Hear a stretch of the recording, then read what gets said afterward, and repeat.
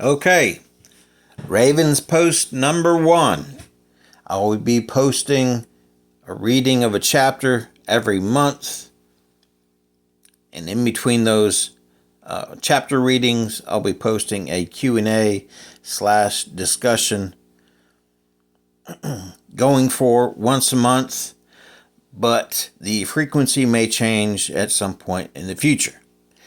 Make sure you subscribe, like, and share the video on YouTube and on all your social media.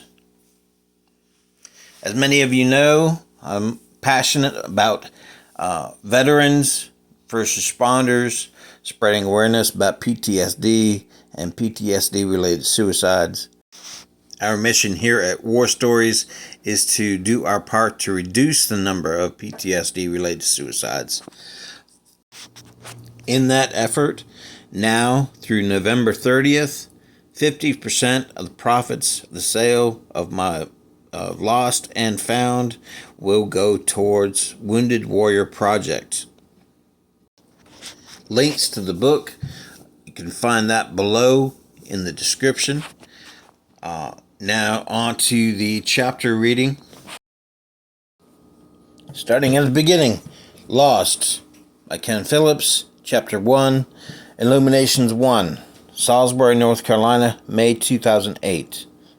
You can conjure yourself a milk bone if you want to, Goose, but I'm not settling for anything less than 3 pieces of bread dipped in egg and fried on a greasy stove.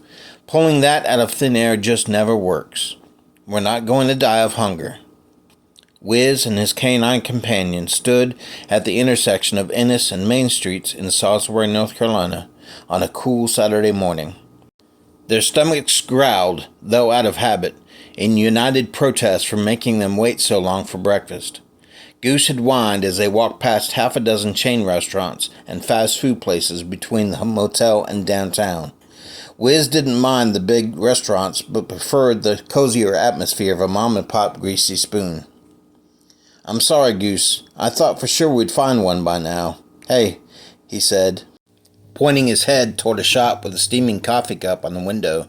"There's a coffee shop. Will a muffin suffice until we can get some real breakfast?"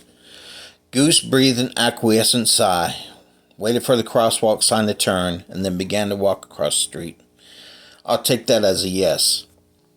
As they approached the cafe, Wiz looked at the easel sign on the sidewalk in front of it. Spill the beans, Salisbury's place for a warm cup, a friendly chat, and a comfortable place to sit. Doesn't sound half bad. "Wait here while I make sure it's okay to bring you in." Goose sat patiently beside the sign as Wiz went inside. After a few seconds, Wiz came back to the door and held it open for Goose. Behind him were a young man and 2 people who looked to be his parents. They smiled at Wiz as he held the door for them as well. The young man's arm brushed up against Wiz's as he walked by. He was instantly bombarded with a vision. Fire, burning flesh, dozens of ravens. The flood of images was interrupted when Goose started barking and carrying on at the feet of the young man. "I think I've made a new friend," he said. "I think you have," Wiz said, his eyes wide with astonishment. "A mocha, right?" the man's father asked him. "Yeah, that's fine, Dad." His father took his mother's hand, and they went to the counter to order their drinks. "What's his name?" the young man asked Wiz. "Goose," Wiz said, his eyes studying the man with disbelief. "Could it be?" "Goose, huh? Strange name for a dog, don't you think?" "Yeah, well, he had a run-in with a grumpy Canadian when he was a puppy. He bit off a little more than he could chew, and the goose bit him on the butt." "It makes sense now." The young man chuckled as he crouched and began to scratch behind Goose's ears. Goose seemed to be in heaven. "My name's Stu," he said, standing and offering his hand. "Stu Casey." Wiz took his hand, but not before taking control of the visions he knew were to come. He had to force himself to file away any new images to go back to later when he wasn't in the presence of the subject. "Nice to meet you. I'm Wiz." "Cool. Nice to meet you too. So," Stu continued, "I'm not entirely sure why I'm being so chatty with a complete stranger, because that's just not me, but it just seems, I don't know. Like we should know each other," Wiz offered. Yeah, like we should know each other, exactly. Perhaps we met in a past life. Ha! Maybe you're right, Stu replied, though not as though he meant it.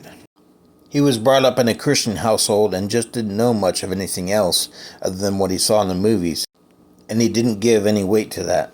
Do you live in Salisbury? No, just passing through. You?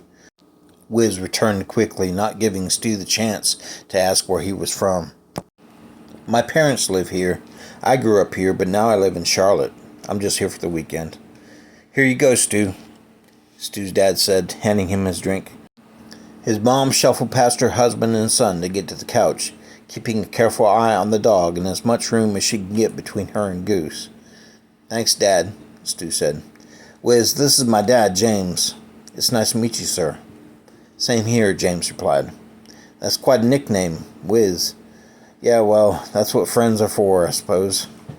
Stu gave Goose one last pat on the head and stood up. Well, it was nice talking to you, Wiz. It's my birthday today, and I don't get to see my parents as often as I used to, so... Wiz nodded in understanding, but silently wished he could have more time, even knowing he would not be able to talk to Stu so soon about their past together. He showed not an ounce of recognition, and personal questions would only make Stu think he was a loon or a stalker. Happy birthday, then. Perhaps we'll run into each other again sometime. You never know. Bye, Goose. Take care, Wiz, James said as he sat down next to Mrs. Casey on the couch. Goose whined as Stu turned toward his parents and sat down in the chair next to them. Come on, Goose, let's go. Wiz led him out the door without even getting coffee or muffins. Goose let out a mournful whimper, not so much for leaving without food as for leaving without Stu.